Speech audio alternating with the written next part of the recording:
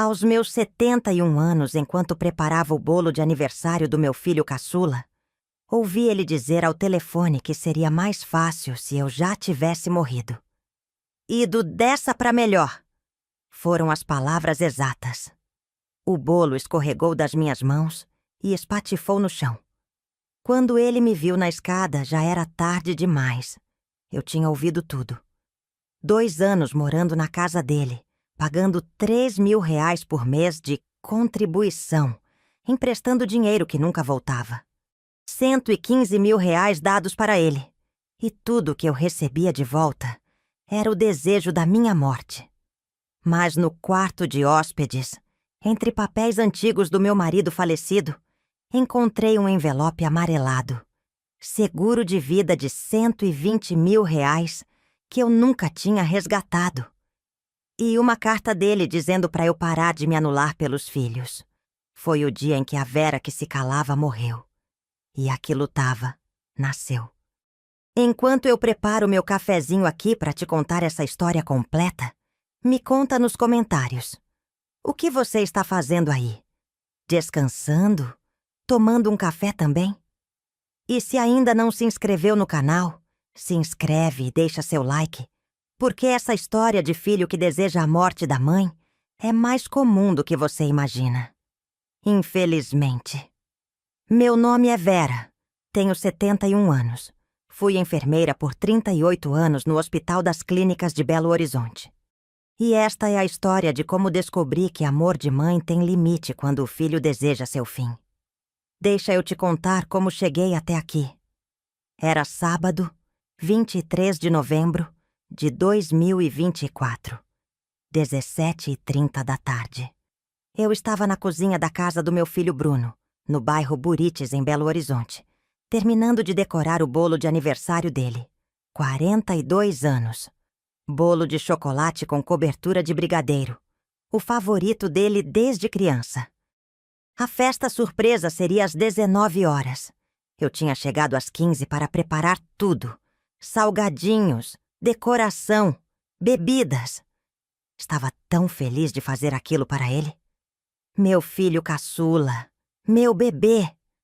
Percebi que tinha esquecido as velas coloridas no meu quarto. O quarto de hóspedes no segundo andar. E desci as escadas carregando a travessa com o bolo já pronto para pegar as velas e voltar. Foi quando ouvi a voz dele vindo da sala. Bruno estava ao telefone. Não me viu na escada. Continuou falando. Cara, eu não aguento mais. Minha mãe mora aqui faz 2 anos. 2 anos, mano. Parei no meio da escada. Coração acelerou. A Fernanda está surtando. As crianças reclamam que a avó tá sempre no pé. Eu não tenho mais privacidade na minha própria casa. Segurei a travessa com força. Às vezes eu penso... Sabe o que eu penso? Que seria mais fácil se ela já tivesse ido dessa pra melhor. A travessa escorregou das minhas mãos. O barulho de vidro quebrando encheu a sala. Bolo de chocolate, cobertura de brigadeiro, cacos de louça espalhados por todo lado. Bruno desligou o telefone imediatamente e olhou para mim. Eu estava parada ali, no meio da escada, olhando para ele, para o meu filho, que acabara de desejar minha morte. Mãe. Ele começou o rosto pálido. Quanto tempo você está aí? Não respondi. Virei e subi as escadas de volta. Cada degrau pesava 1 tonelada. Entrei no quarto de hóspedes. Tranquei a porta. E só então deixei as lágrimas caírem. Mas nem sempre foi assim. Houve um tempo em que Bruno me olhava com amor verdadeiro. Um tempo em que eu era mãe, não peso morto. Deixa eu te levar de volta para você entender como cheguei até aquele sábado de novembro. Meu nome é Vera Lúcia Santos. Nasci em 1953, em Divinópolis, interior de Minas Gerais. Filha de comerciante e dona de casa. Vim para Belo Horizonte aos 19 anos para fazer curso técnico de enfermagem. Aos 22, consegui minha primeira vaga como auxiliar de enfermagem no Hospital das Clínicas.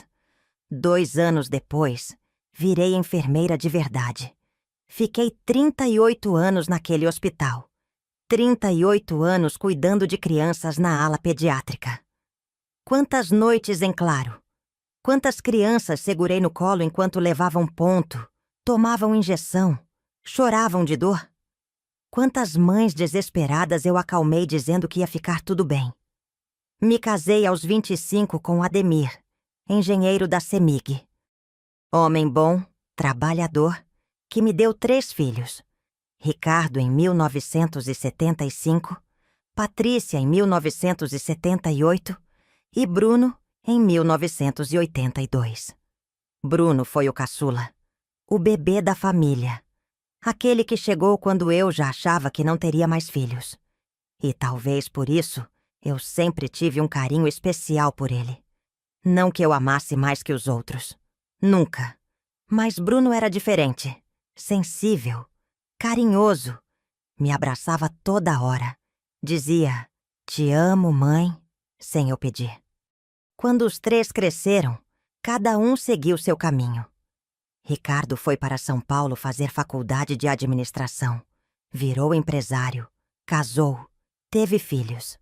A gente se falava todo mês, mas ele estava longe. Patrícia conheceu um americano, casou, foi morar em Miami. Ligava de vez em quando, mandava foto dos sobrinhos que eu mal conhecia. Mas Bruno ficou, em Belo Horizonte, perto de mim. Fez arquitetura na UFMG, abriu escritório próprio, casou com Fernanda, uma publicitária bonita, inteligente, que na época me tratava bem. Tiveram Felipe em 2012 e Beatriz em 2015. Eu era a avó presente, aquela que buscava na escola quando precisava, que fazia bolo de aniversário, que passava fim de semana com os netos. Ademir se aposentou da CEMIG em 2015. A gente morava numa casa funcional da empresa, daquelas que a empresa cede para os funcionários. Casa simples, 2 quartos, mas era nosso lar. Quando ele se aposentou, tivemos que sair, mas não teve problema. Com o dinheiro da rescisão dele, alugamos um apartamento de 2 quartos no bairro Santa Efigênia. Aluguel de R$ 2.500. Dava certinho com as aposentadorias. Eu tinha me aposentado em 2018, depois de 38 anos no hospital. Ganhava 3.800 de aposentadoria.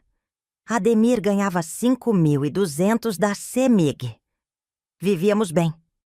Não éramos ricos, mas não faltava nada. Guardávamos dinheiro todo mês. Tínhamos R$ 92.000 na poupança. FGTS, verbas rescisórias, economias de uma vida. E então, em março de 2021, Ademir morreu. Infarto fulminante. Estava assistindo o telejornal depois do almoço quando simplesmente apagou na poltrona. 68 anos. Casados por 43 anos. O mundo desabou. Nos primeiros meses eu não sabia mais como viver. A casa estava cheia dele. A poltrona, o chinelo, a caneca de café com o escudo do cruzeiro. E pior, quando Ademir morreu, perdi o direito à moradia funcional da CEMIG. Tínhamos 90 dias para sair do apartamento. Entrei em desespero. Para onde eu ia? Como ia alugar apartamento sozinha? Como ia viver só com minha aposentadoria de 3.800? Foi quando Bruno apareceu. "Mãe, vem morar com a gente." Eu estava na cozinha do apartamento arrumando as coisas do Ademir para doar, quando ele falou isso. "Bruno, não quero ser peso." "Peso? Mãe, a senhora criou a gente a vida inteira. Trabalhou que nem louca. Agora é a nossa vez de cuidar da senhora. A casa é grande, tem um quarto só para você. As crianças vão adorar ter a avó por perto." Fernanda estava do lado dele, sorrindo. "É verdade, dona Vera. Vai ser bom para todo mundo. A senhora para de se preocupar com aluguel, com conta, com essas coisas. A gente cuida." Parecia perfeito. Parecia amor. Aceitei. Em junho de 2022, me mudei para a casa deles no Buritis. Casa linda, 3 quartos, quintal, garagem. O quarto que prepararam para mim era o menor, mas tinha banheiro próprio. armário, cama boa. Nos primeiros meses foi bom mesmo. Eu ajudava com as crianças. Buscava Felipe na escola, levava Beatriz no inglês. Cozinhava almoço, limpava a casa. Fazia compras. Me sentia útil de novo. Mas 3 meses depois, Bruno veio falar comigo. Mãe, eu e a Fernanda estávamos conversando. A senhora mora aqui, usa água, luz, internet, come aqui. É justo a senhora contribuir com as despesas, né? Senti um aperto no peito. Quanto vocês acham justo? Uns 3.000 por mês. Metade das contas. 3.000 reais. Quase toda a minha aposentadoria de 3.800. Mas, Bruno, com 3.000 eu fico só com 800 para mim. Mãe, a senhora não tem outras despesas. Mora aqui, come aqui. Os 800 dá para remédio, roupa, essas coisas. Eu tinha também a pensão do Ademir, 2.800. Total de 6.600 por mês. Mas eu nunca tinha contado para o Bruno sobre a pensão. Guardava esse dinheiro separado. Tá bom, concordei. Porque eu tinha medo. Medo de ele me pôr para fora. Medo de ficar sozinha de novo. Comecei a pagar 3.000 reais por mês. E os pedidos começaram. 2 meses depois. Mãe, o Felipe precisa de material escolar novo. 5.000 reais. A senhora pode emprestar? Mês que vem eu devolvo. Peguei da poupança. Dei. Mês que vem chegou. Nada de devolução. 3 meses depois. Mãe, a gente ia viajar para o Rio com as crianças. Mas o projeto que eu contava não saiu. A senhora pode emprestar 8.000? É que já reservamos tudo. Peguei da poupança. Dei. Nunca devolveu. 6 meses depois. Mãe, preciso reformar meu escritório. 6.000. Só até receber de um cliente. Peguei. Dei. Não devolveu. E assim foi. Pedido atrás de pedido. Promessa atrás de promessa. Eu anotava tudo num caderninho azul marinho que guardava na gaveta da cômoda. Data, valor, motivo. Março de 2023, 5.000. Junho de 2023, 8.000. Setembro de 2023, 6.000. Dezembro de 2023, 12.000. Fevereiro de 2024, 7.000. Maio de 2024, 5.000. Página após página.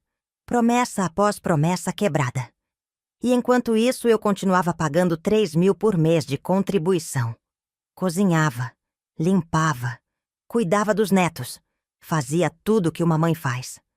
Mas aos poucos percebi que tinha virado outra coisa. Fernanda começou a revirar os olhos quando eu falava. Felipe reclamava. Vó, você tá sempre aqui. Beatriz perguntava. Quando a vó vai embora? Bruno evitava ficar sozinho comigo. E eu? Eu continuava pagando. Continuava emprestando. Continuava me calando. Porque eu tinha medo. Medo de ouvir o que ouvi naquele sábado 23 de novembro. Só que dessa vez, não pedi para ouvir. Ouvi sem querer. E o que ouvi mudou tudo. Porque uma coisa é sentir que você incomoda. Outra coisa é ouvir seu próprio filho dizendo que preferia que você estivesse morta. Naquele momento, subindo as escadas com as pernas tremendo, entendi. Eu não era mais mãe naquela casa. Eu era inquilina indesejada. Mas eu ainda não sabia que tinha uma carta escondida nos meus pertences. Uma carta que o Ademir tinha deixado e que ia mudar tudo. Tranquei a porta do quarto e desabei na cama. As lágrimas vieram todas de uma vez. Não eram só lágrimas de tristeza. Eram de humilhação, de vergonha, de dor tão profunda que doía fisicamente no peito. Seria mais fácil se ela já tivesse ido dessa para melhor. A frase ecoava na minha cabeça. De novo, e de novo, e de novo. Meu filho, meu bebê, o caçula que eu embalei no colo, que eu acordei de madrugada para amamentar, que eu levei no médico toda vez que tinha febre, que eu paguei faculdade, formaturas, casamento, desejando que eu estivesse morta. Ouvi batidas na porta. Mãe! Mãe, abre a porta! Era Bruno. Não respondi. Mãe, por favor, a gente precisa conversar. Continuei calada, deitada na cama, olhando para o teto. Mãe, você entendeu errado. Eu estava nervoso, falei besteira. Entendi errado. Sempre a mesma desculpa quando alguém é pego falando a verdade. Mãe, abre essa porta! A voz dele subiu de tom. Irritação, não mais culpa. Irritação.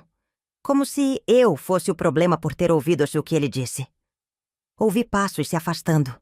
Ele desistiu. Fiquei ali deitada por quanto tempo? Não sei. O quarto foi escurecendo aos poucos. O sol se pôs. A casa ficou em silêncio. Ninguém mais bateu na porta. Ninguém perguntou se eu estava bem. A festa de aniversário surpresa? Cancelada, imagino. O bolo estava espatifado no chão da sala. E aqui estava eu, trancada no quarto, invisível como sempre. Levantei da cama quando já estava escuro. Acendi o abajur. Olhei ao redor do quarto. Quarto de hóspedes. Era assim que eles chamavam. Mas hóspede fica uns dias, umas semanas. Eu estava ali há 2 anos. 2 anos pagando R$ 3.000 por mês para morar num quarto de hóspedes. 2 anos sendo tratada como peso morto. 2 anos ouvindo suspiros de impaciência, olhares de irritação, comentários passivo-agressivos. A avó vai ficar aqui de novo hoje? A avó pode não falar tão alto? Estamos trabalhando. A avó deixou a cozinha bagunçada. Eu limpava a cozinha todos os dias, mas se sobrasse uma xícara na pia, era culpa minha. Abri o guarda-roupa. Comecei a tirar minhas roupas das cabides. Não sabia ainda para onde eu ia, mas sabia que não podia ficar. Não depois daquilo. Peguei minha mala velha no alto do armário, a mesma que eu tinha trazido 2 anos atrás. Comecei a dobrar as roupas mecanicamente. Calças, blusas, vestidos. Abri a gaveta da cômoda para pegar as roupas íntimas. E foi então que vi. No fundo da gaveta, embaixo das meias e calcinhas, uma caixa de sapatos velha. Lembrei. Era a caixa onde eu tinha guardado os documentos do Ademir, depois que ele morreu. Papéis do inventário, certidões, contas antigas. Peguei a caixa e coloquei em cima da cama. Abri. Documentos amarelados, fotos antigas, cartas e um envelope grande, lacrado, da Porto Seguro Seguros. Franzi a testa. Não lembrava desse envelope. Abri com cuidado. Dentro, uma apólice de seguro de vida. Li o documento com atenção crescente. Seguro de vida. Segurado, Ademir Santos. Beneficiária, Vera Lúcia Santos. Valor, R$ 120.000. R$ 120.000. Data da contratação, 15 de janeiro de 2016. Meu coração acelerou. R$ 120.000. Ademir tinha contratado um seguro de vida e nunca tinha me contado. Por quê? Continuei mexendo no envelope. Tinha mais coisas. Uma carta, manuscrita, a letra do Ademir. Desdobrei o papel com mãos trêmulas e comecei a ler. Vera, meu amor, se você está lendo isso é porque eu já parti. Desculpa não ter te contado sobre o seguro antes. Eu queria que fosse uma surpresa. Não uma surpresa triste, mas uma proteção. Algo que te desse segurança se eu faltasse primeiro. Eu sei como você é. Sei que vai querer ficar perto dos meninos. Vai querer ajudar, cuidar, se doar como sempre fez. Mas eu preciso te dizer uma coisa que nunca tive coragem de dizer em vida. Para de se anular pelos outros, Vera. Você se anulou por mim durante 40 anos. Largou os seus sonhos de fazer faculdade de enfermagem para trabalhar logo e me ajudar a sustentar a casa quando os meninos nasceram. Parou de pintar, seu hobby favorito, porque não tinha tempo. Deixou de viajar, de sair com as amigas, de viver para você. E quando eu olhava para você cansada voltando do hospital, eu me sentia culpado, porque eu sabia. Você estava se matando por mim, pelos meninos, por todo mundo menos por você. Os meninos cresceram. Eu já estou velho e cansado. E você, meu amor?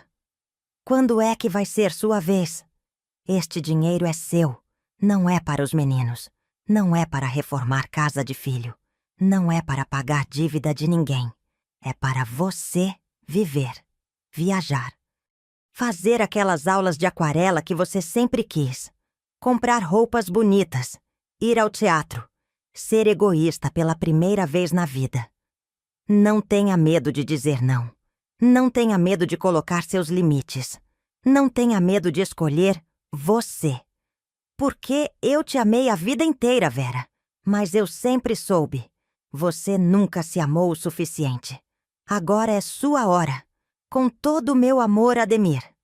Terminei de ler e as lágrimas voltaram. Mas dessa vez eram diferentes. Não eram lágrimas de humilhação. Eram lágrimas de reconhecimento. Ademir tinha me conhecido melhor do que eu mesma. Ele sabia. Sabia que eu ia me anular pelos filhos como tinha me anulado por ele. E tinha deixado esse seguro justamente para me dar escolha. 120 mil reais. Peguei o caderninho azul marinho da gaveta. Aquele onde eu anotava todos os empréstimos para Bruno. Sentei na cama e comecei a somar. Março de 2023, 5 mil. Junho de 2023, 8 mil. Setembro de 2023, 6 mil. Dezembro de 2023, 12 mil. Fevereiro de 2024, 7 mil. Maio de 2024, 5 mil. Total de empréstimos, 43 mil reais. Peguei a calculadora do celular. Contribuição mensal, 3 mil reais. Meses morando ali, 24 meses. Total pago em contribuições, 72 mil reais. Somei tudo, 43 mil mais 72 mil, 115 mil reais. 115 mil reais que eu tinha dado para Bruno em 2 anos. E o que eu recebi em troca? Um quarto de hóspedes, olhares de irritação e um filho desejando minha morte. Peguei o celular. Tinha uma mensagem de Bruno, enviada há 1 hora. Mãe, para de drama. A gente conversa amanhã. Para de drama. Eu tinha ouvido ele desejar minha morte e eu estava fazendo drama. Não respondi. Em vez disso, procurei um nome nos contatos. Doutora Marisa Fonseca, antiga colega de enfermaria do hospital. Trabalhamos juntas por 15 anos até ela sair para fazer direito. Hoje era advogada especializada em direito de família. Olhei para o relógio. 22 horas. Tarde, mas era urgente. Liguei. Ela atendeu no 3º toque. Vera, tudo bem? Que surpresa! A voz dela, calorosa e preocupada ao mesmo tempo, me fez desabar de novo. Marisa, eu preciso de ajuda. O que aconteceu? Contei tudo. A frase, o bolo, a porta trancada, e o seguro, e o caderninho, e os 115 mil reais. Marisa ficou em silêncio por alguns segundos depois que terminei. Depois disse com voz firme. Vera, você vai sair dessa casa. Amanhã mesmo. E eu vou te ajudar. Para onde eu vou? Vem para minha casa hoje à noite. Amanhã a gente resolve tudo. Resgate do seguro, procura de apartamento, processo contra esse filho ingrato. Processo? Vera, ele te deve 43 mil reais. Isso é apropriação indébita. E a frase que ele falou? Dano moral gravíssimo. A gente vai processar e vai ganhar. Senti algo que não sentia há muito tempo. Esperança. Marisa, não sei como agradecer. Não precisa agradecer. Só precisa fazer suas malas e sair dessa casa agora. Mando meu marido te buscar em 30 minutos. Mas eu não posso sair assim, sem falar nada. Pode sim, e deve. Vera, você ouviu seu filho desejar sua morte. Você não deve satisfação para ele. Você só deve respeito para você mesma. Desliguei o telefone com as mãos tremendo. Olhei para a mala meio pronta em cima da cama. Para o envelope do seguro. Para o caderninho azul marinho. Para a carta do Ademir. E entendi. Era hoje. Hoje era o dia em que eu parava de me anular. Hoje era o dia em que eu escolhia eu mesma. Terminei de arrumar a mala. Peguei meus documentos. O seguro, o caderninho, a carta. 30 minutos depois, ouvi uma buzina discreta na rua. Peguei a mala, abri a porta do quarto e desci as escadas. Bruno estava na sala, assistindo televisão. Quando me viu com a mala, levantou. Mãe, o que você tá fazendo? Estou indo embora. Embora para onde? Para um lugar onde não desejam minha morte. Ele empalideceu. Mãe, eu já disse, você entendeu errado. Não entendi errado, Bruno. Você disse textualmente. Seria mais fácil se ela já tivesse ido dessa para melhor. Eu ouvi, palavra por palavra. Eu estava desabafando com um amigo. Não era sério. Era sério o suficiente para você dizer. E isso é tudo que eu preciso saber. Fernanda apareceu no corredor. Dona Vera, vamos conversar com calma. Não vamos, Fernanda. Eu já ouvi o suficiente. Abri a porta da frente. O carro da Marisa estava esperando na calçada. Mãe, você não pode ir embora assim. Bruno veio atrás de mim. Parei, virei, olhei nos olhos dele. Posso sim, e vou. Mas antes você precisa saber uma coisa. Peguei o caderninho da bolsa e joguei no peito dele. 115 mil reais. Foi isso que eu te dei em 2 anos. 72 mil em contribuições que você cobrou de mim. 43 mil em empréstimos que você nunca devolveu. Está tudo anotado aí. Bruno folheou o caderninho, rosto ficando cada vez mais vermelho. Você vai ouvir da minha advogada e vai me devolver até o último centavo. Entrei no carro, fechei a porta. E enquanto nos afastávamos da casa do Burites, olhei pelo retrovisor. Bruno estava parado na calçada segurando o caderninho, com a expressão de quem finalmente entendeu. Ele tinha perdido o banco. E a mãe também. E não teria nenhum dos dois de volta. A casa da Marisa ficava no bairro Sion, uns 20 minutos de carro do Burites. O marido dela, Cláudio, dirigia em silêncio respeitoso. Marisa estava no banco de trás comigo, segurando minha mão. Não falei nada durante todo o trajeto. Só olhava pela janela vendo as luzes de Belo Horizonte passarem. Luzes de casas onde famílias jantavam juntas. Onde mães eram amadas. Onde ninguém desejava a morte de ninguém. Quando chegamos, Marisa me levou direto para o quarto de hóspedes. Um quarto de verdade. Não um depósito de gente indesejada.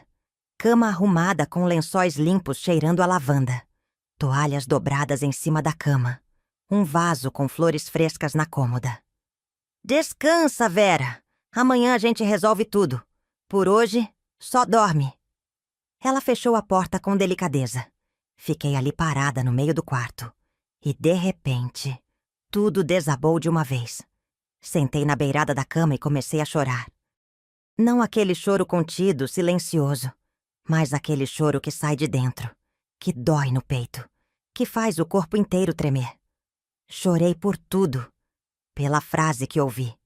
Pelos 2 anos desperdiçados. Pelos 115 mil reais dados. Por ter sido tão cega. Mas, principalmente, chorei por uma coisa que doía mais que tudo. Eu tinha falhado como mãe. Porque, se meu filho desejava minha morte, alguma coisa eu tinha feito errado. Será que eu tinha mimado ele demais? Dado tudo o que ele pedia? Nunca ensinei a valorizar o que tinha. Será que os outros filhos também pensavam assim? Ricardo em São Paulo, Patrícia em Miami. Será que eles também achavam que seria mais fácil se eu morresse? A dúvida me corroía. Peguei o celular. Eram 23h15. Tinha 7 mensagens de Bruno. Mãe, volta aqui. A gente precisa conversar. Você tá exagerando. Fernanda tá preocupada.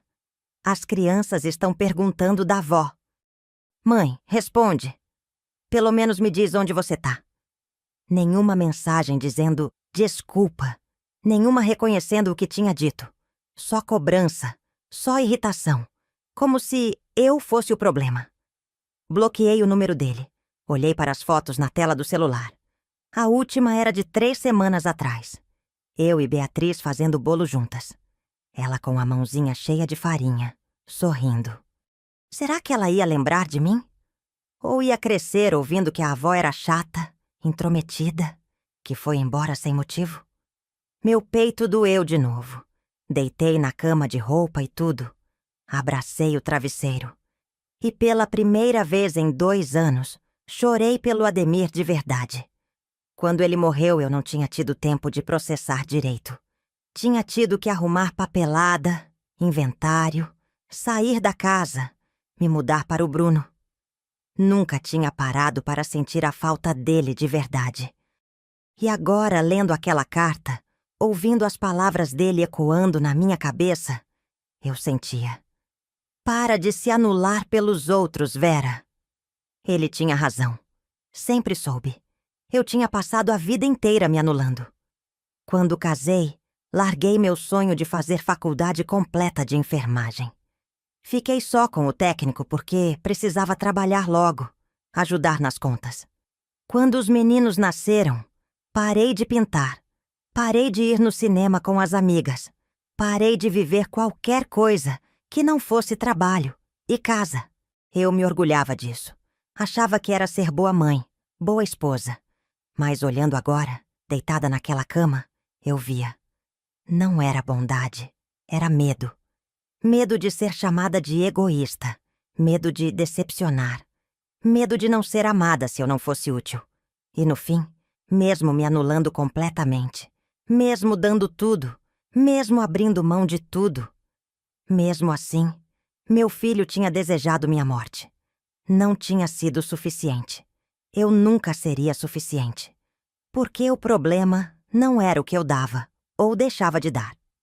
O problema era que Bruno tinha aprendido a me ver como recurso, não como pessoa. E eu tinha ensinado isso pra ele. Toda vez que eu disse sim quando queria dizer não. Toda vez que eu paguei, conta que não era minha. Toda vez que eu engoli desrespeito em silêncio. Eu tinha ensinado. Abuse da sua mãe, porque ela aguenta. E ele tinha aprendido direitinho. Dormi mal aquela noite. Acordei várias vezes. Cada vez, por alguns segundos, esquecia onde estava. Achava que estava no quarto de hóspedes do Bruno. Depois lembrava. E a dor voltava. Às 6 da manhã desisti de dormir. Levantei, tomei banho, vesti roupa limpa. Olhei no espelho do banheiro. Vera Lúcia Santos, 71 anos. Cabelo grisalho bagunçado. Olheiras fundas. Rosto inchado de tanto chorar. Quem era aquela mulher? Eu não sabia mais. Tinha sido enfermeira por 38 anos. Antes disso, fui esposa por 43. Mãe por 49. Mas quem era Vera? A Vera que existia sem função, sem utilidade, sem servir alguém? Eu não fazia ideia. Desci para a cozinha. Marisa já estava lá fazendo café. Bom dia. Conseguiu dormir? Mais ou menos. Ela serviu 2 xícaras de café. Colocou pão de queijo no forno. Sentou comigo na mesa. Vera, vou ser direta. Hoje a gente tem muito o que resolver. Mas antes, preciso que você me responda uma coisa com honestidade total. O quê? Você quer voltar para a casa do Bruno? A pergunta me pegou de surpresa. Eu queria? Parte de mim, a mãe, queria.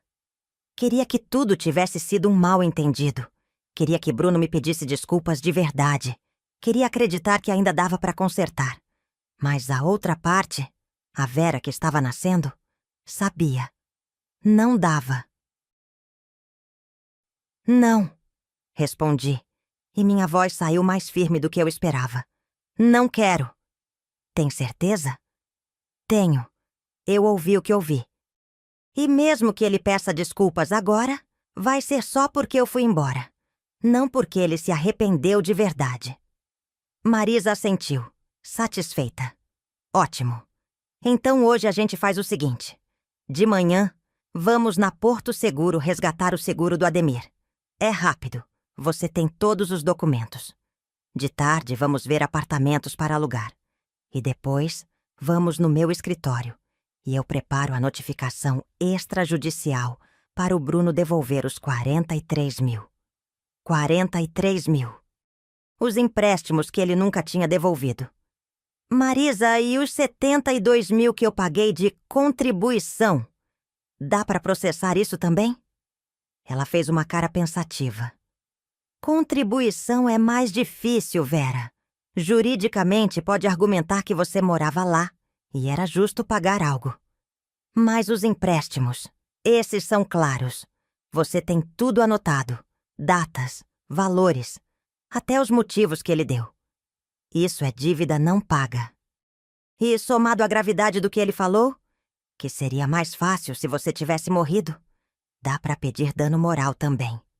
Dano moral. Dinheiro não ia pagar o que eu ouvi, mas ia mostrar que tinha consequência. Quanto você acha que eu consigo de dano moral? Considerando a gravidade, uns 15 mil, talvez 20 se o juiz for sensível. Mas, Vera, não é sobre dinheiro. É sobre ele entender que errou. Ele não vai entender nunca. Talvez não. Mas você vai entender que se defendeu. E isso é o que importa.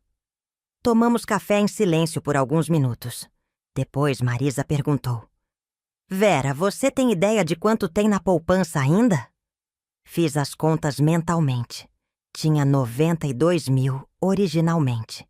Emprestei 43 mil para Bruno. Gastei uns 12 mil em 2 anos com roupas, remédios, coisas pessoais. Uns 37 mil. E com o seguro vai ter 120 mil. Total de 157 mil. Dá tranquilo para alugar um apartamento bom, mobiliar. E ainda sobra bastante de reserva. 157 mil reais.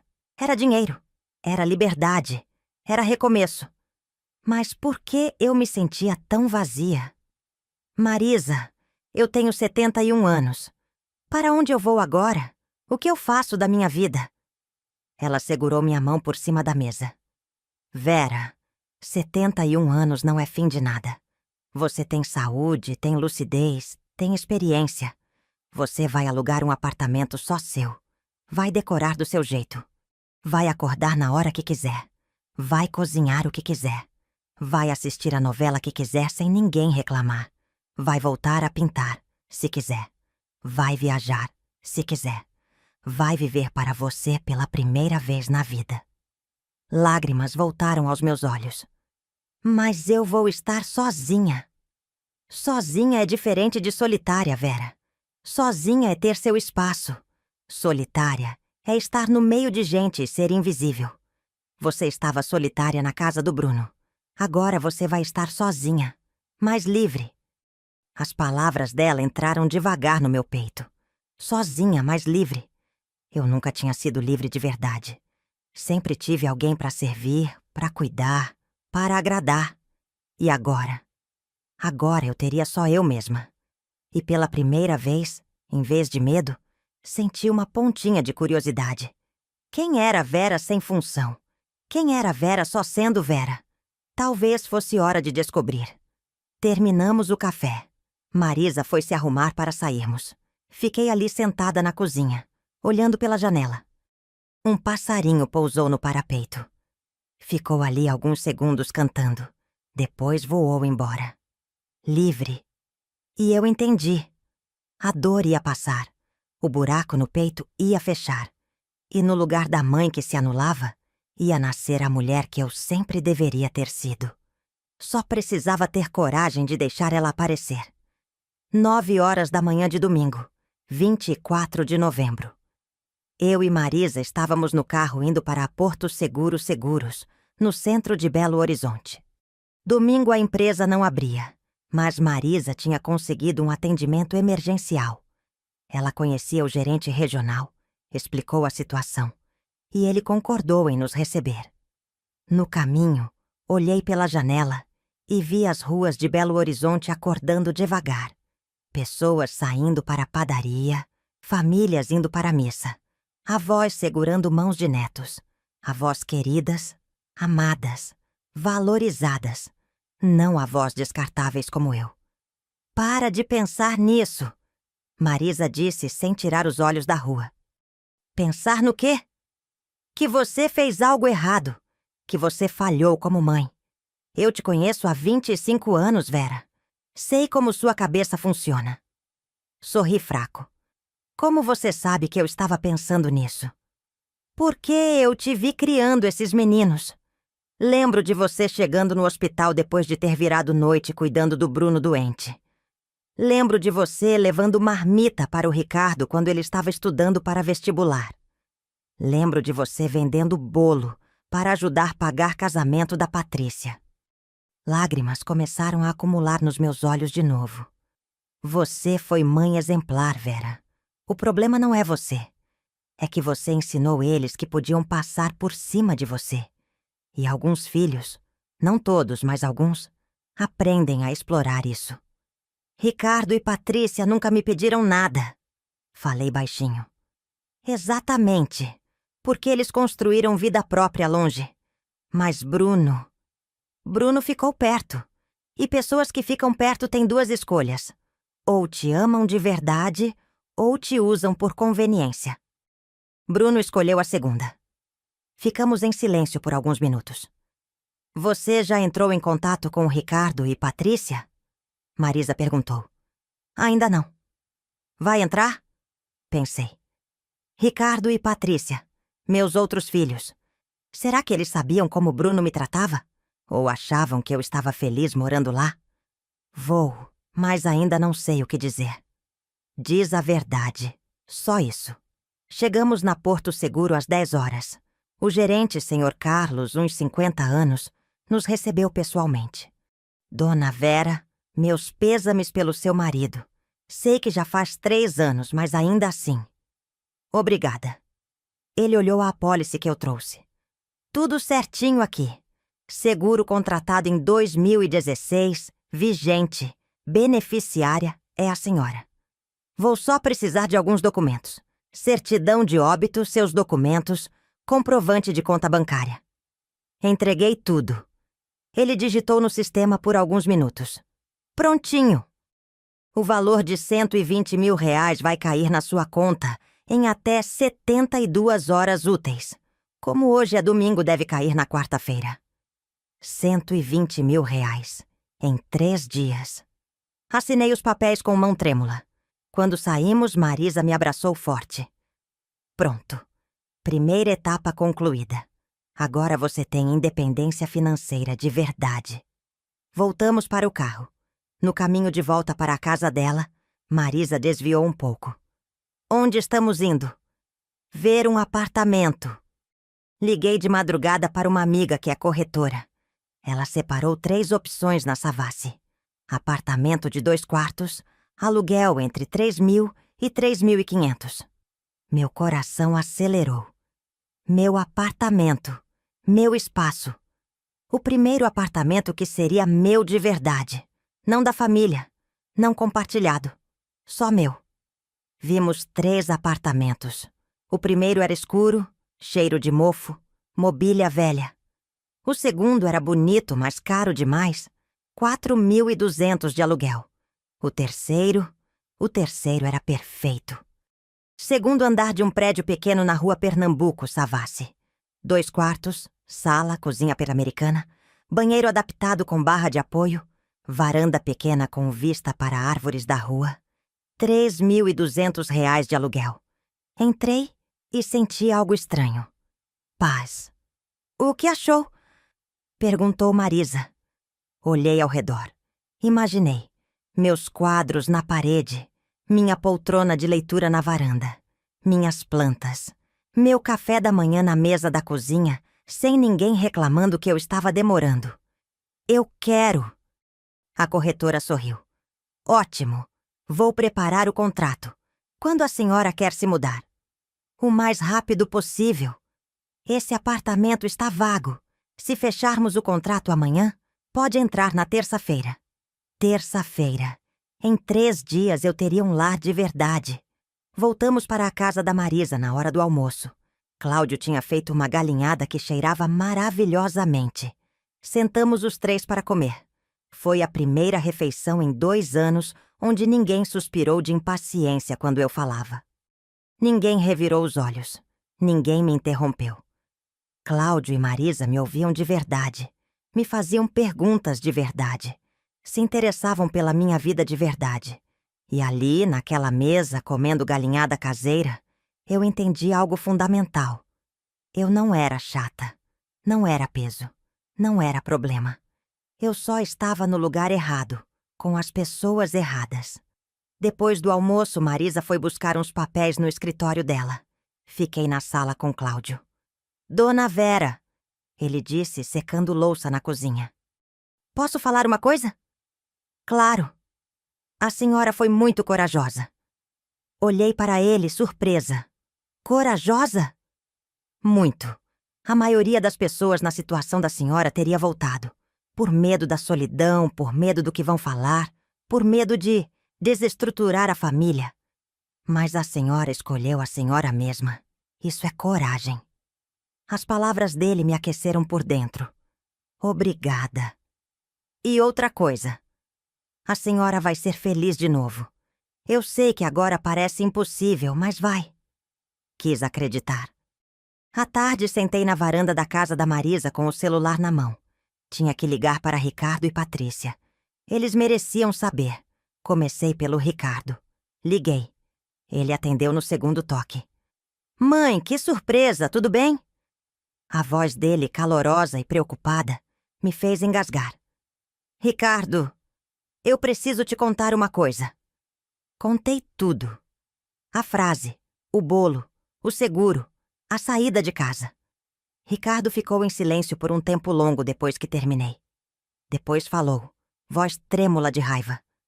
Aquele filho da mãe. Desculpa, mãe, mas é o que ele é. Aquele filho da mãe. Ricardo.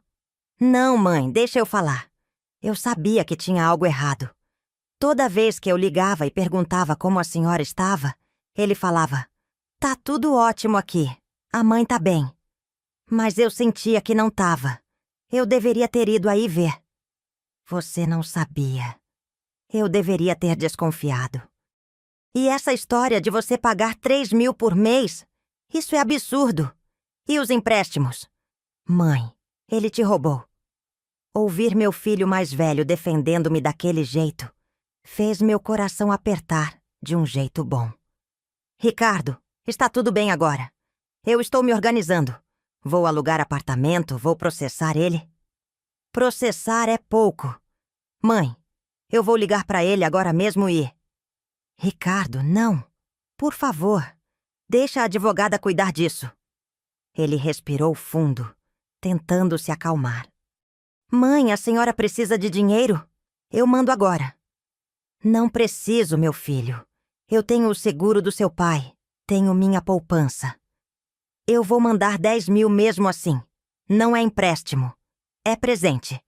Para a senhora mobiliar o apartamento novo. Comprar o que precisar. Lágrimas escorreram.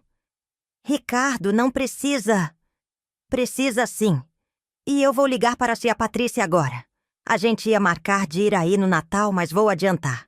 Semana que vem eu tô aí. Meu filho, a senhora não está sozinha, mãe. Pode ter certeza disso.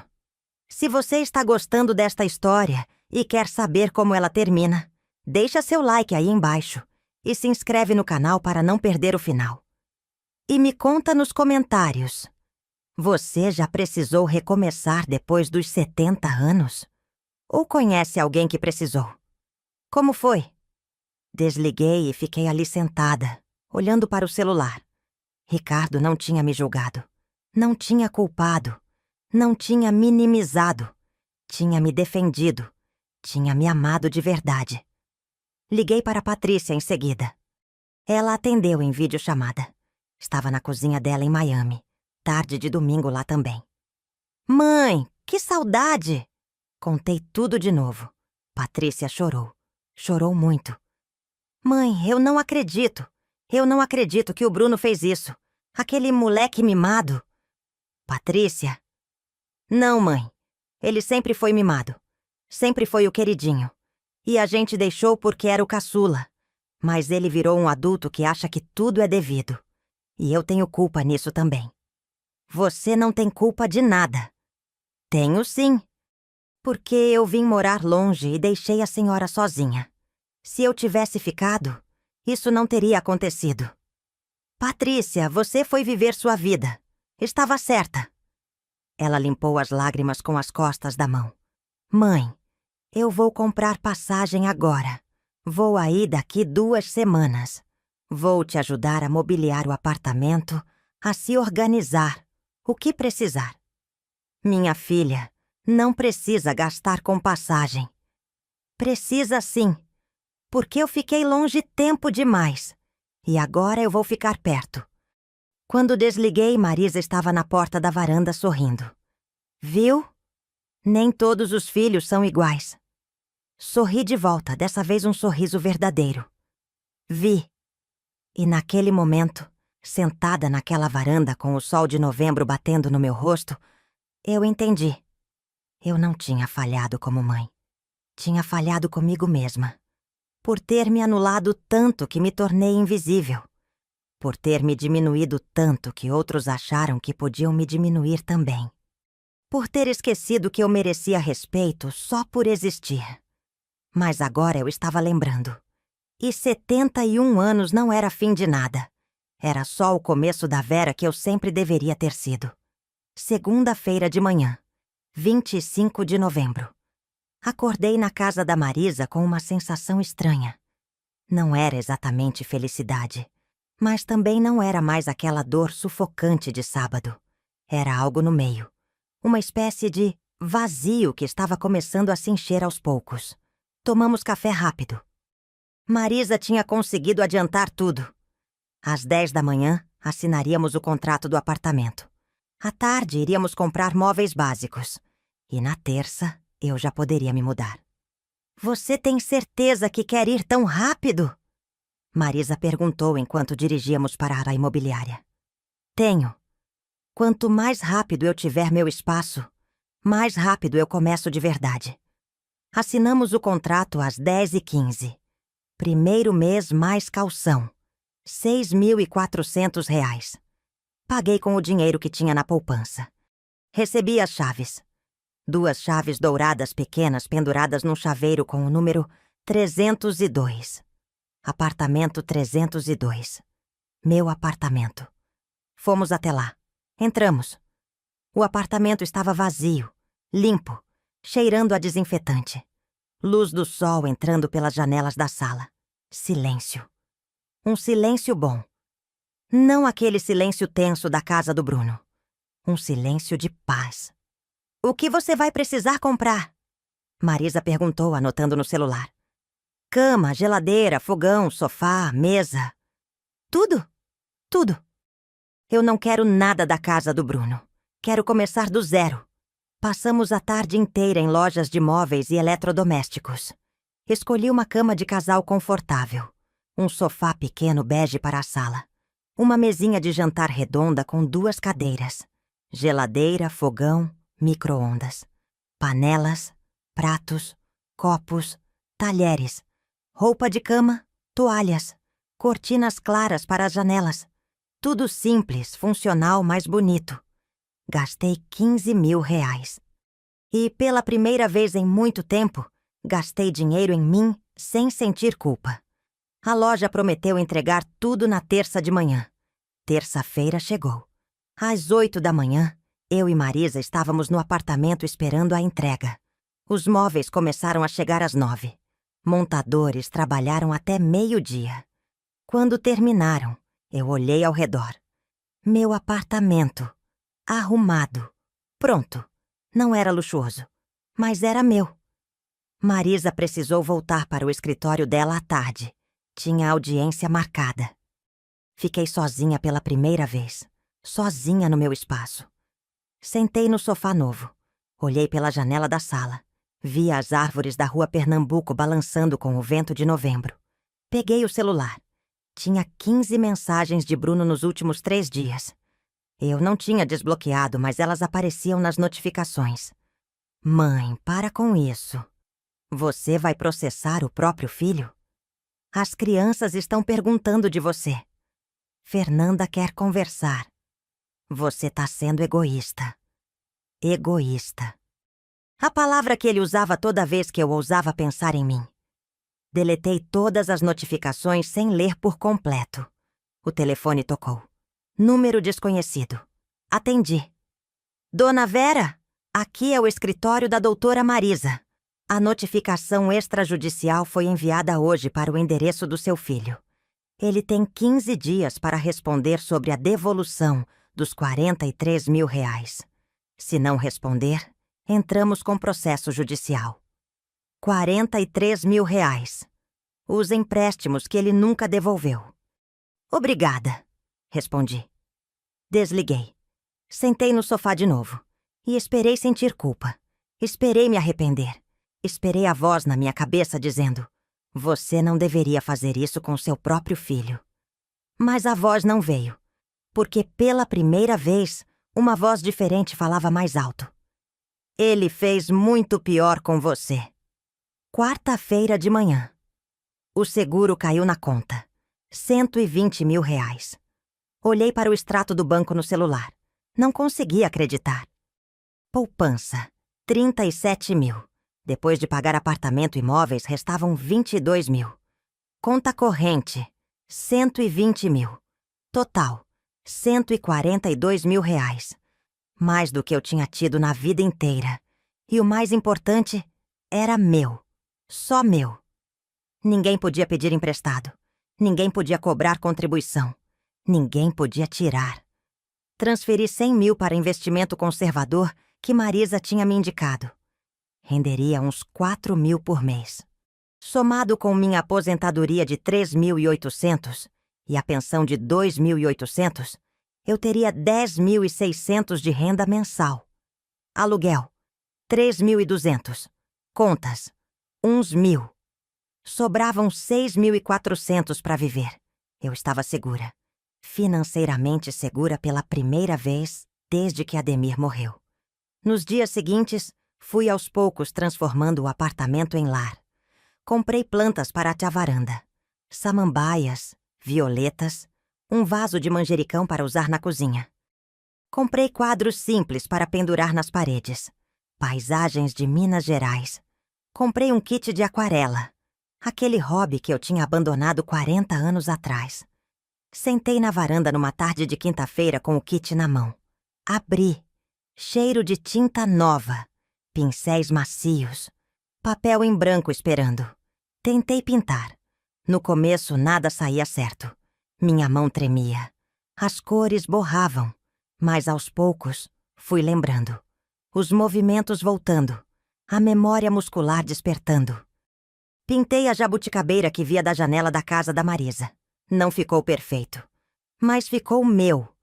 E quando terminei, olhei para aquela pintura imperfeita e sorri. Porque pela primeira vez em décadas, eu tinha criado algo só porque eu quis. Não para agradar ninguém. Não para servir ninguém. Só por mim. Sexta-feira recebi ligação de Ricardo. Mãe, comprei passagem. Chego aí domingo à noite. Vou ficar a semana toda. Quero te ajudar no que precisar. Meu filho, você não precisa. Preciso sim. E a Patrícia vem semana que vem. A gente vai revezar. Você não vai ficar sozinha. Sozinha? Todos tinham medo que eu ficasse sozinha. Mas olhando ao redor do meu apartamento, pequeno, simples, silencioso, eu percebi. Sozinha não era ruim. Sozinha era diferente de abandonada. Eu estava sozinha. Mas não estava abandonada. Tinha Ricardo, tinha Patrícia, tinha Marisa, tinha minha vida de volta. Sábado à tarde, uma semana depois daquele sábado devastador, eu estava na varanda do apartamento tomando café. O celular tocou. Número de Bruno. Dessa vez, atendi. Alô? Mãe. A voz dele estava diferente, tensa. Recebi uma notificação do escritório de advocacia. Você tá processando? Estou pedindo de volta o que é meu. 43 mil reais que você pegou emprestado e nunca devolveu.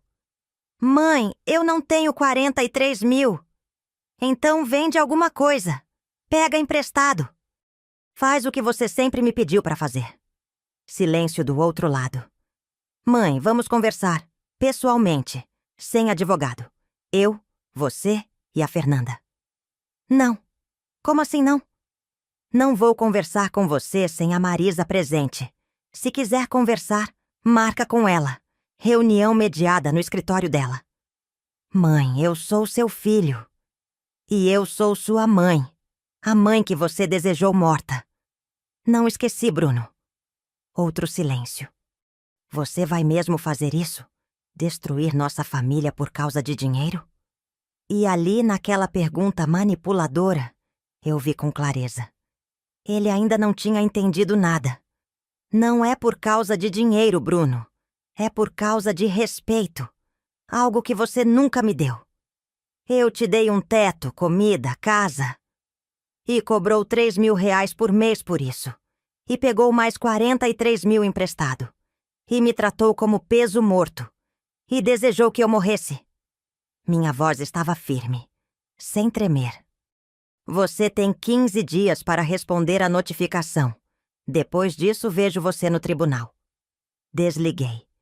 E pela primeira vez em uma semana, não chorei depois. Apenas respirei fundo. E voltei para minha xícara de café. Porque eu tinha descoberto algo fundamental. Liberdade não vem quando as pessoas param de te machucar. Liberdade vem quando você para de aceitar ser machucada. E eu tinha parado. Segunda-feira, 2 de dezembro. 2 semanas depois daquele sábado. Eu estava no escritório da Marisa para a reunião mediada com Bruno. Sala de reuniões pequena, mesa redonda, cadeiras confortáveis. Marisa do meu lado. Eu com o caderninho azul marinho nas mãos. Bruno chegou às 14 horas em ponto. Sozinho. Fernanda não veio. Ele estava diferente. Mais magro. Olheiras fundas. Roupa amarrotada. Sentou na cadeira em frente à minha. Evitou meu olhar. Marisa abriu a reunião. Bruno, você foi notificado sobre a devolução de 43 mil reais em empréstimos não pagos à sua mãe. Esta reunião é para tentarmos um acordo extrajudicial antes de processo. Você tem algo a dizer? Bruno olhou para mim pela primeira vez. Mãe, eu não tenho 43 mil reais. Não tenho de onde tirar. Você tinha para pegar emprestado.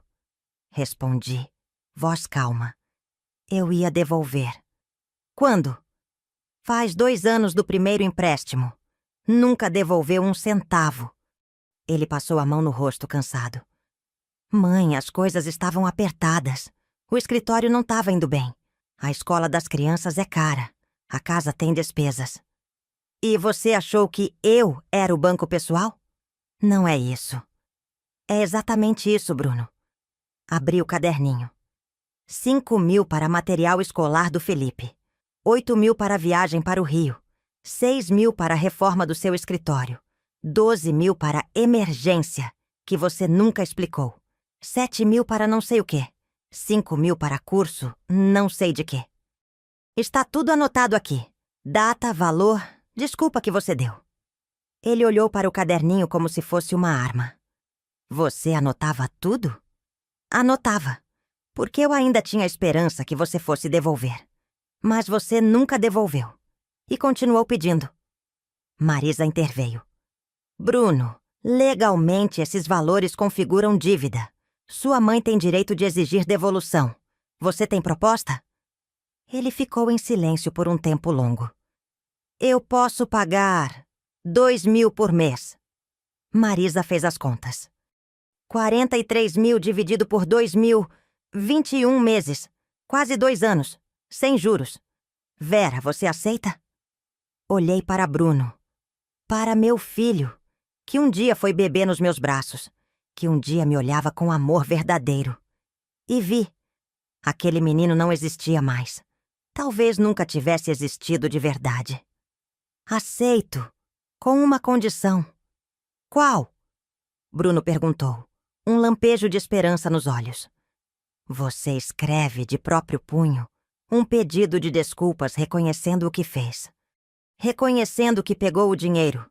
Reconhecendo que me tratou mal. E, principalmente, reconhecendo a frase que você disse no telefone. Ele empalideceu. Mãe, não é negociável. Ou você escreve e assina, ou eu não aceito acordo, e vamos para tribunal. Lá o juiz vai te obrigar a pagar com juros e correção. E ainda tem o dano moral. Marisa empurrou papel e caneta para ele. Escreve. Bruno pegou a caneta com mão trêmula. Ficou alguns minutos olhando para o papel em branco. Depois começou a escrever. Quando terminou, empurrou o papel para mim. Li em voz alta. Eu, Bruno Santos, reconheço que peguei emprestado de minha mãe, Vera Lúcia Santos, o valor total de R$ 43 mil entre os anos de 2022 e 2024. Reconheço que prometi devolver em diversas ocasiões e não cumpri. Reconheço que cobrei dela R$ 3 mil mensais de contribuição enquanto ela morava em minha casa. Valor esse que era desproporcional e abusivo.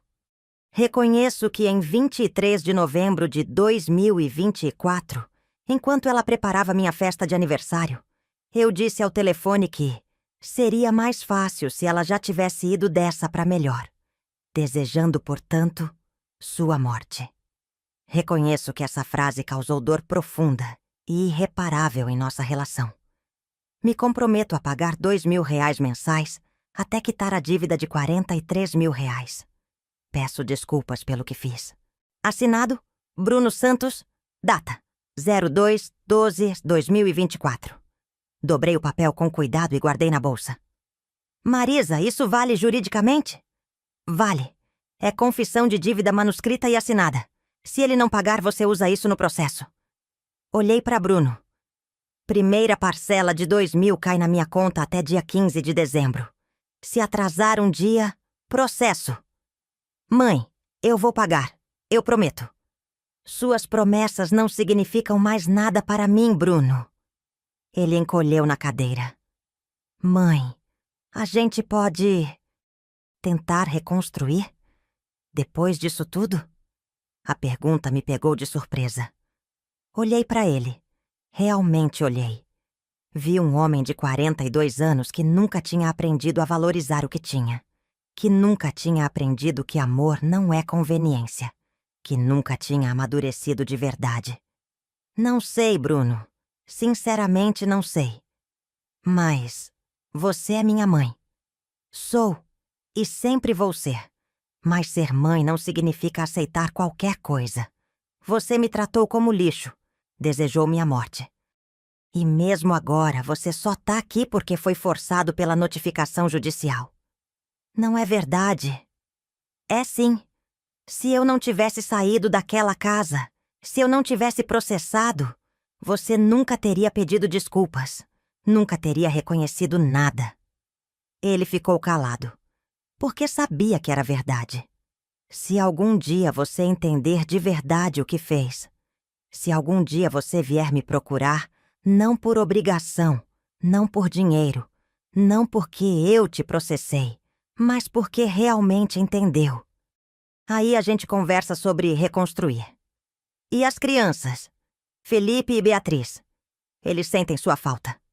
A menção dos meus netos apertou meu coração. Se você quiser, eu posso ver eles. Em terreno neutro, num parque, numa praça. Mas não na sua casa. Não enquanto as coisas estiverem assim. Ele assentiu, derrotado. Marisa encerrou a reunião. Temos um acordo então. Bruno paga R$ 2 mil por mês até quitar os R$ 43 mil.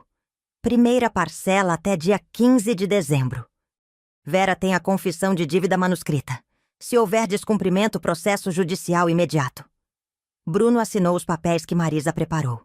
Levantou para ir embora. Na porta, virou. Mãe, eu sinto muito. De verdade. Olhei para ele. Eu sei que você sente, Bruno. Mas sentir não apaga o que foi feito. E não me obriga a me voltar. Ele saiu.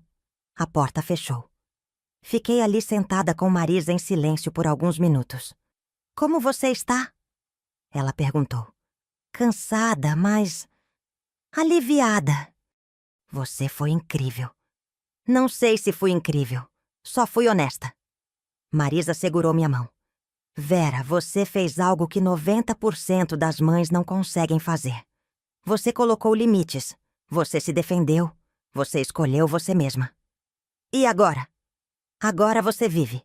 Sem culpa. Sem peso. Sem ter que se justificar. Saímos do escritório. O sol de dezembro estava forte. Céu azul sem nuvens.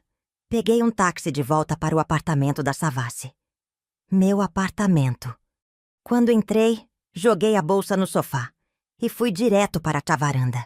Sentei na cadeira de balanço que tinha comprado na semana passada. Olhei para as árvores da rua. Respirei fundo. E pela primeira vez em 2 semanas, senti algo diferente. Não era felicidade plena ainda, mas era o começo dela. Porque finalmente, depois de 71 anos me anulando, me diminuindo, me sacrificando, finalmente eu tinha me escolhido. E o mundo não tinha desabado. Pelo contrário, estava se reconstruindo. Um tijolo de cada vez. E todos os tijolos eram meus. E sabe o que eu descobri? Que nunca é tarde para recomeçar. Que dignidade não tem idade. Que amor próprio é mais importante que amor dos outros. E que, às vezes, a maior prova de amor que uma mãe pode dar para si mesma é entender. Nem todos os filhos merecem acesso ilimitado ao seu coração. E tudo bem. Porque, no final das contas, a única pessoa que vai estar com você até o último dia é você mesma. E você precisa gostar dessa pessoa. Eu gostava.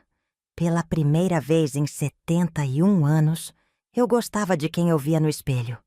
E isso era mais que suficiente. Se essa história tocou seu coração de alguma forma, deixa seu like aí embaixo. Isso me ajuda muito a continuar trazendo essas histórias para vocês. E me conta nos comentários. Você assistiu até o final? Já precisou colocar limites em alguém da família? Como foi? Tem tantas outras histórias aqui no canal esperando por você. Histórias de outras avós guerreiras que enfrentaram a vida de peito aberto. Se ainda não se inscreveu, se inscreve aí para não perder nenhuma. Porque, no final das contas, todas nós temos algo em comum. Somos mulheres que viveram, que aprenderam, que têm muito ainda para ensinar. E aqui, vocês sempre terão um cantinho para se sentirem compreendidas.